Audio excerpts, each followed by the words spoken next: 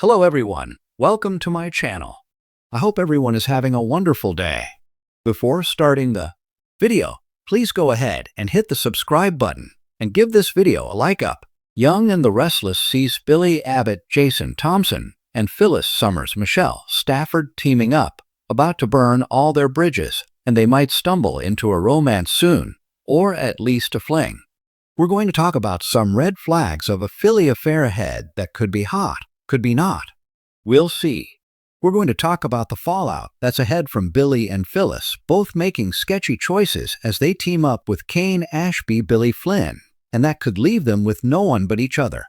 So, right now things aren't looking too good for Billy. He's kind of lost the plot. He went from being all excited about launching AbbottCom and wanting to make it a big success with Sally Spectra Courtney Hope at his side, and all that enthusiasm has now flipped over. Now Billy's back to being obsessed about Chancellor, and with Victor Newman Eric Bredin. Billy's back on this revenge kick, and Jack Abbott Peter Bergman is so irritated he may yank the funding away, leaving AbbottCom, a company that dies before it ever starts. Mind you, Sally was afraid that Billy was getting fixated on Chancellor again, and on Victor again. That's why Sally made Billy put it in writing that she'd be the CEO of AbbottCom if Billy got Chancellor back. But once he told Jack about Sally being CEO, and, Billy being back to wanting Chancellor, wanting to work with Kane to make it happen, well, Big Brother Jack flipped out. He warned Billy that he didn't bankroll AbbottCom for Sally or anybody else. Jack did it for Billy as a sort of fresh start to keep Billy on the right path away from chasing Victor for revenge games, to stop the fixation on Chancellor. And Jack was hoping to curb some of Billy's other dark and self-destructive tendencies. This week, Jack feels like he has no choice and makes a really tough decision about Billy. And I'm guessing he might shut down AbbottCom before it even launches. It may burn up on the launch pad. That will leave Sally in an awful position because she left her career in fashion at Marquetti to start this new venture with Billy. And if Jack shuts down AbbottCom, well, Sally is going to have nothing, So, she might be really upset at Billy. Even if she forgives him, because Sally can be quite forgiving, I'm not sure that Billy can forgive himself or Jack or Victor. Billy likes to mostly blame things on other people, but he can also get very down and dark on himself, and that can send him to bad places.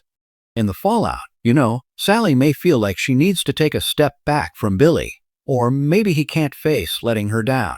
And he goes on one of those downward spirals that we've all seen where Billy just piles one bad decision on the next.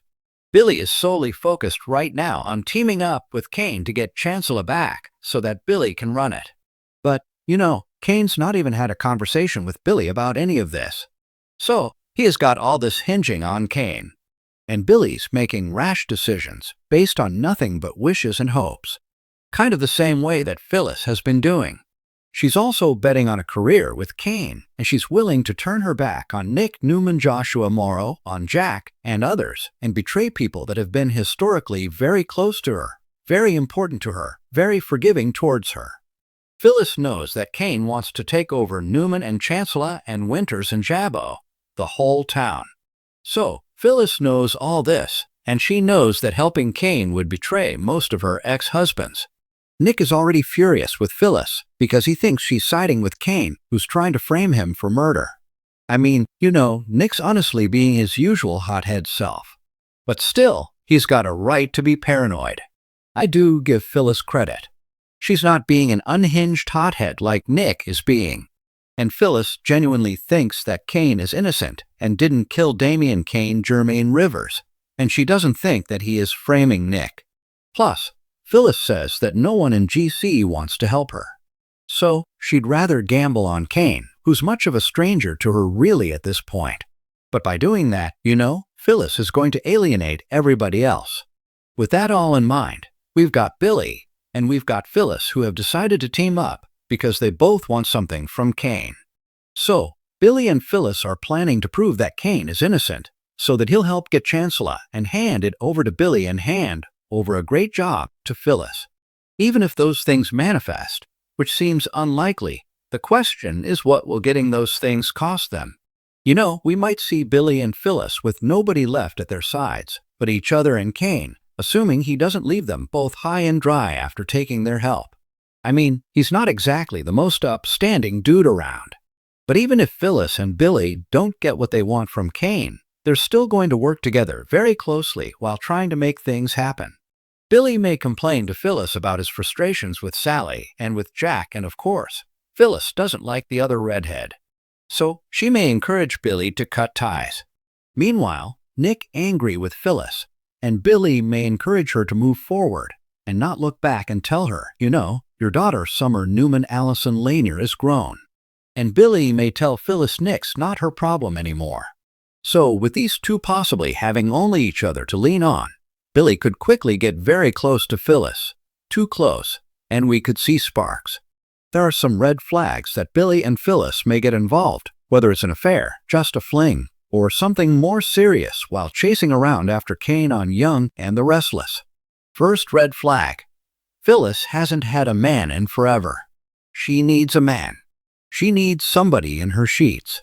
Second red flag. Even though they've been doing it for a while, abruptly, Phyllis and Billy have quit judging each other and are now judging others and have shared opinions. Third red flag. They're the only ones that really don't have a serious grudge against Kane. Fourth red flag. They do have unfinished business. If you remember at Nick and Sharon Newman's Sharon case last wedding years ago, Billy had just proposed to Phyllis, and she happily said yes. Then Sharon blew up on Nick at the altar and revealed he'd slept with Phyllis. It was kind of a misunderstanding, but also kind of cheating. It was messy for sure. Billy dumped Phyllis on the spot, so they never got to see that to fruition. And if you remember, Billy and Phyllis used to be really fun together. That was a long time ago when they had that messy split 30 seconds after getting engaged. Now, in recent months, Billy and Phyllis have become friends again for the most part until her kidnapping. Then, Billy fired her. But then again, he fired Phyllis thinking he was doing the right thing and in her own best interest.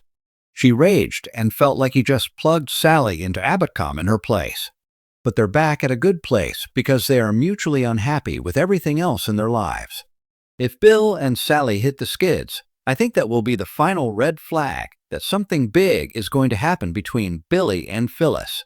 Phyllis is single, and if Billy is too, or if he thinks he's about to be, because Sally's really ticked off, I could see Billy and Phyllis heating up in a big way.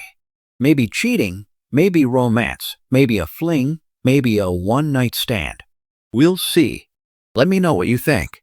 Would you rather see Billy with Sally or Phyllis? Thanks for watching this video. Please subscribe to our YouTube channel and stay with us.